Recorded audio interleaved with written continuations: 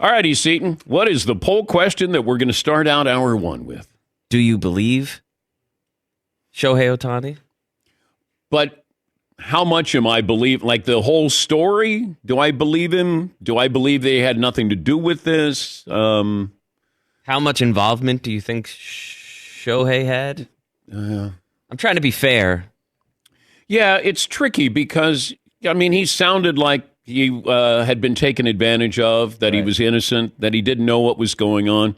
It's really rare when we have some kind of sports crime or somebody related to a crime who is involved in sports. I mean, Manti Te'o is the one where everybody got that wrong because we kept thinking, how could you be duped like that? Well, he was duped like that.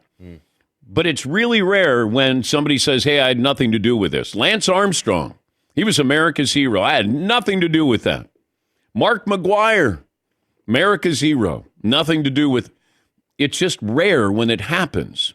But it does happen, and you still have to go into this going, I need to hear both sides.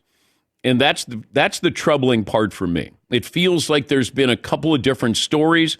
I think that there was maybe some troubleshooting that went on from Ohtani's side of this, and they did a good job. You know, they basically said, look, this guy's been lying all of his life, the jobs that he's had, but he's been a friend of Ohtani's since they were teenagers. And how much access did you give him? I guess I'd still want to know, why would a bookie, an illegal bookie, give somebody like his interpreter that much room? So you're going to give him that much credit? I mean, there's millions of dollars here. He doesn't have millions of dollars. And I think that's what a bookie would at least be curious about. Where's this money coming from? Are you going to be able to cover this? And maybe it's, hey, he covered this. I don't care where the money came from. A bookie doesn't care. They just want the money. Yes, But he has the appearance of access to an unbelievable fortune. And now, granted, I've never once worked with an illegal bookie, but my sense of the craft is that they're not necessarily as concerned about can you cover your bets, but you're going to cover your bets one way or the other. So yeah. I don't know. Do bookies say do you have enough in your account for this? This seems awfully like a lot. They normally don't let you have like $500,000 or $1 million. I know high school kids whose parents had to take out another mortgage on their house to cover that kid's gambling debts. Yeah. And that was a minor. Yeah. How did he get access? If he, did he have access to, the wire transfer? I'm curious about that. How did the bank flag this? That would be another thing. Like, where's this money going? That's a lot of money. So there's questions here, and he didn't take questions. I thought, he said at one point, hey, it's great to talk to you about this. Well, they didn't really talk. It was just he, through an interpreter, was saying, his side of the story. But there's a lot of questions that still exist with this. And I'll go back to what Bob Nightingale, the great baseball writer for USA Today, said, that he thinks worst case scenario, Ohtani may get fined for this. And maybe that's all it is. Maybe he's, and I don't know what baseball's investigation, what it's going to try to find out or pin its investigation on. But it wouldn't take that long if I'm the commissioner to say to Ohtani, hey, I want to talk to you. I got questions, and here are my questions. Tell me so I can understand this, so we can do our due diligence here, and we can move on. The illegal bookie has been investigated for a couple of years now, and I think they just saw that, wow, that's a big number that's coming your way, and where's it coming from? And Ohtani said he was surprised. He didn't know anything about this. He was told after Game 1 in South Korea. And it makes sense because he and Mizuhara are standing next to each other in the dugout. They're like having fun. Everything's good. So that's an image that I keep replaying, that those two in the dugout, and they're just chatting. It didn't feel like that there was any real issue. And here is Ohtani talking about when he found out that there was a problem. So Ippei has been telling everybody around that that Ippei has been communicating with Shohei on all of this account to my representative, to the team, and that hasn't been true. The first time I knew about this gambling, Ippei's gambling, was after the first game when we had the team meeting in the clubhouse. So during the team meeting, obviously, Ippei was speaking in English, and I didn't have a translator on my side. But even with that, I kind of understood what was going on and started to feel that there was something amiss. Then he goes on to say that Ippei, the interpreter, had access to his account.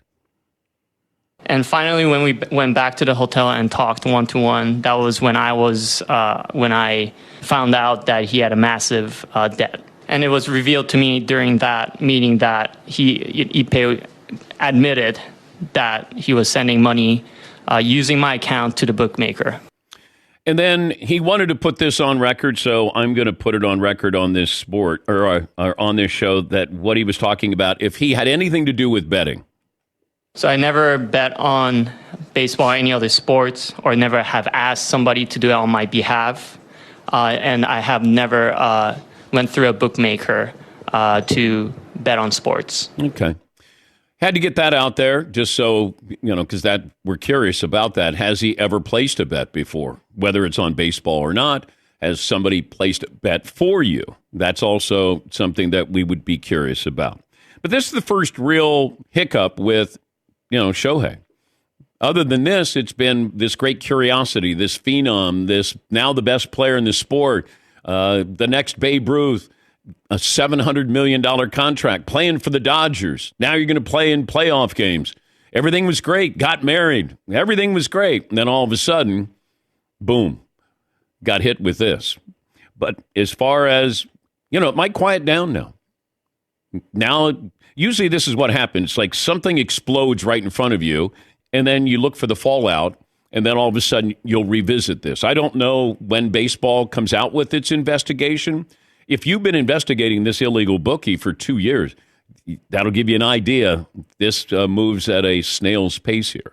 And I don't know if we find out anything anytime soon that either is, exonerates Ohtani, backs up his story, or maybe adds more questions to this. But what he did yesterday was, I thought, maybe going to be a conversation with reporters. It turned out that it was one-sided, and he was going to give his thoughts on all of this, which I think he came off pretty well. But still, my job is to be curious and suspicious. And just because we all love Ohtani, it's a great story, great team, you still have to have questions answered there. And we'll continue to follow it, see if there's something that's there. I think it's tricky to get into, baseball should suspend him. Okay, why? He's Pete Rose. No, he's not. Like, we don't want to wait anymore. Everybody's got to have a hot take. And you got to be fair. I mean, it may not be great programming, may not be great radio, but you still have to be fair. And maybe he was duped. So I know at first you're like, well, it's an interpreter. No, it's his best friend. It's somebody who he said he spends more time with and has spent more time with than his now wife. They've known each other a long, long time. I'm just curious from, once again, Ohtani never was curious that his interpreter, his best friend, lied about working for the Red Sox and the Yankees. That, to me, would have come up in conversation. Hey, why did you say you worked for the Yankees and the Red Sox and you didn't?